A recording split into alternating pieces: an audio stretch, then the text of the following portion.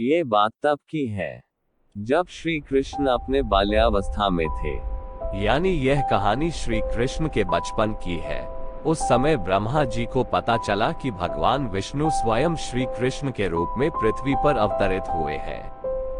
तो उनके मन में श्री कृष्ण के दर्शन करने का विचार आया।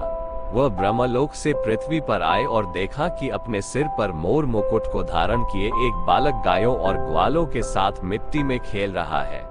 ये दृश्य देखकर ब्रह्मा जी को विश्वास नहीं हुआ कि यह बालक विष्णु जी का अवतार है, लेकिन उस बालक के चेहरे पर अतुल्य तेज था। ये देखकर ब्रह्मा जी ने श्री कृष्ण की परीक्षा लेने का विचार किया।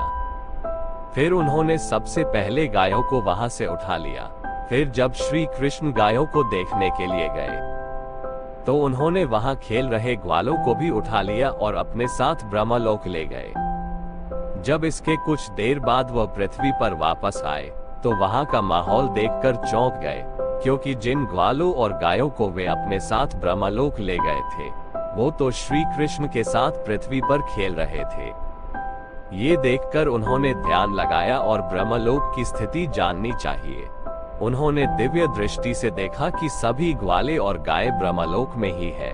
ये सब देखकर उन्हें श्री कृष्ण की लीला समझ आ गई और उन्होंने हाथ जोड़कर उनसे क्षमा मांगी। साथ ही प्रार्थना की कि प्रभु मुझे अपने असली रूप के दर्शन दे।